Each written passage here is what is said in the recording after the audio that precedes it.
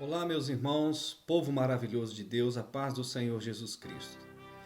Meus irmãos, nós vamos falar de um assunto muito urgente, muito importante, que é sobre o templocentrismo. É uma palavra até difícil de pronunciar, mas é um tema muito importante que nós vamos expor agora aos irmãos. Prestem bem atenção. O que é o templocentrismo? Meus irmãos, o templocentrismo é quando o foco é o templo. O principal na vida do crente é o templo, é o lugar, é a construção. É ali onde acontecem os milagres, onde Deus se manifesta, onde o Espírito Santo opera. Os méritos são do templo, os méritos são do lugar.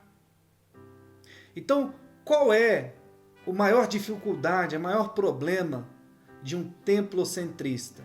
É que ele deixa de ser cristocêntrico. Então, o templocentrista, ele faz com que Cristo não seja o centro, mas sim o lugar onde ele está. Veja que coisa mais terrível e triste. Ao longo dos anos, ao longo de muitos e muitos anos, é isso que muitos irmãos, é isso que muitos servos de Deus, até inconscientemente, fazem, porque aprenderam dessa forma. Aprenderam dessa forma. Aprenderam a valorizar muito, a amar muito o lugar, a se dar muito para o lugar, para a construção, para o templo, para o lugar que ele está, e viver menos uma vida de santificação. Por isso, esse é o nosso tema. Templocentrismo e o culto que agrada a Deus. Meus irmãos, vejam bem, Jesus Cristo, ele não derramou seu sangue precioso e inocente ali na cruz do Calvário, cumprindo o plano de Deus, o Verbo encarnado que se encarnou. Jesus, ele não verteu o seu sangue para o templo, em favor de templos construídos por mãos de homens. Mas Jesus, ele derramou o seu sangue por nós, em favor das nossas almas. Então, ao longo de tempos para cá, o que muitas pessoas vêm aprendendo é isso. Que o lugar é essencial. Que o lugar que é ali onde as bênçãos chegam. As bênçãos são determinadas. Que são realizadas as vitórias, que Deus opera milagres e maravilhas. E diante dessa concepção, começa a surgir essa questão do neopentecostalismo, trazendo muitas coisas para a vida do cristão, como o misticismo, por exemplo. Não, é ali no lugar, e lá você tem. Fala de Jesus, tem Jesus, mas tem algo mais. Mas tem o mais, né? Tem o copo com água, tem a rosa ungida, tem o seixo do Rio Jordão, tem o lenço, né, que foi consagrado. É a chave que foi consagrada, que vai abrir portas. Meus irmãos, nós não podemos viver mais essas coisas. Nós não podemos viver mais essa meninice, né, essa criancice espiritual.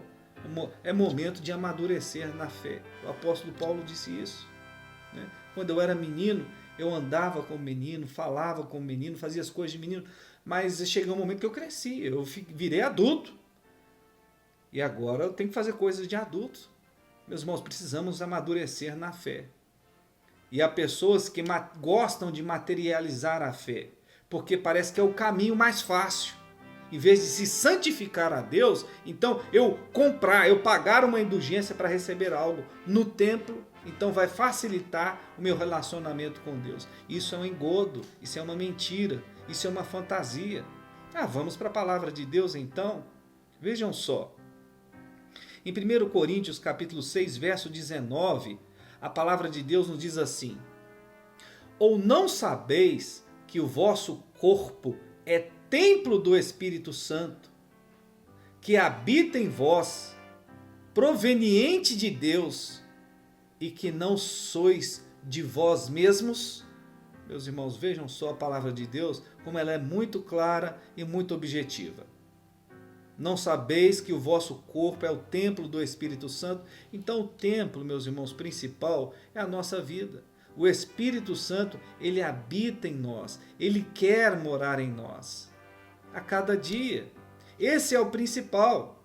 Em Atos capítulo 20, verso 28, diz assim: olhai, pois, por vós, e por todo o rebanho, sobre que o Espírito Santo vos constituiu bispos, para apacentardes a igreja de Deus, que ele resgatou com seu próprio sangue.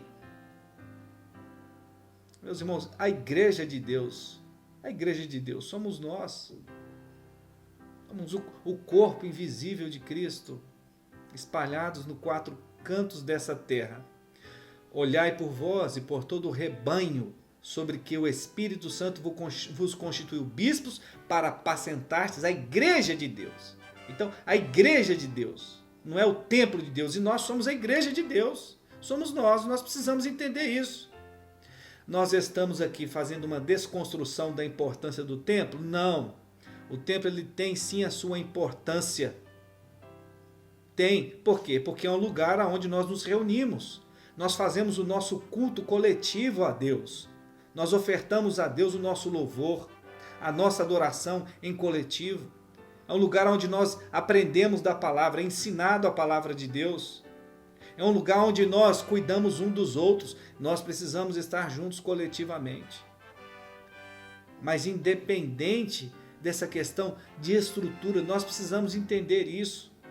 E ao longo de anos isso foi incutido dentro da mente das pessoas. Não somente o templo, mas os líderes que estão lá dentro, né? Aquele que tem a oração forte, né? Aquele que ora e cura, que opera milagres. Meus irmãos, veja o que a palavra de Deus diz assim, em 1 Timóteo capítulo 2, verso 5. Porque há um só Deus e um só mediador entre Deus e os homens, é Jesus Cristo, o homem. É o que a palavra está dizendo. Meus irmãos, vejam bem, se eu perguntar aos irmãos aqui uma coisa: que horas que começa o culto para você? Que horas que começa o culto para você? Alguns podem dizer assim: o culto para mim começa às 18 horas. Outros vão dizer: o culto para mim começa às 19 horas, outros às 20 horas. Qual é o dia do culto da semana para você? Para mim, na minha igreja é terça e domingo. Outros é todo dia, quarta, sábado, domingo. Meus irmãos, vejam só. Quando é que se inicia o culto? Quando ensinaram isso para você? O culto, ele não se inicia somente num horário que você está fazendo um culto coletivo, não. O culto se inicia quando você abre o olho de manhã. Você abriu o olho, acordou, iniciou o culto. O culto iniciou, você colocou o pé no chão. Agora tudo que você vai fazer durante o dia é para Deus. Glória a Ele, por Ele. A Ele, por Ele, para Ele são todas as coisas. Então as suas ações, os seus atos, as suas atitudes, a sua forma de comportar nesse mundo aqui, o trato com as pessoas, ajudando uns aos outros, vivendo uma vida de piedade, fugindo do pecado, se santificando, porque lembra que Jesus vem buscar uma igreja, corpo de Cristo, que está em santificação, que está pronta, que fugiu do pecado, que se divorciou do pecado, do mundo, e está vivendo agora debaixo dos preceitos cristãos. Meus irmãos, não adianta o homem ser crente do portão para dentro. Ele é um cristão do portão para dentro. No templo, né? Não, porque lá eu dou o dízimo, aí tá tudo bem, tá tudo certo. Eu vou para lá, eu limpo, tá tudo bem, tá tudo certo. Eu vou lá, oram por mim, né? Abram a Bíblia para mim e aí tá tudo certo. E do portão para fora a pessoa está aprontando as piores coisas. Meus irmãos, se o crente ele não entender que ele é a igreja de Cristo e ele precisa viver no seu cotidiano, na sua vida, como um cristão verdadeiro, debaixo da palavra, na escola, seja onde for, no trabalho, em casa, meus irmãos, você ainda não nasceu de novo. E estes que ensinaram isso para muitas pessoas, um dia vão prestar conta a Deus das suas ações. Seja uma igreja, corpo de Cristo. Que Deus os abençoe.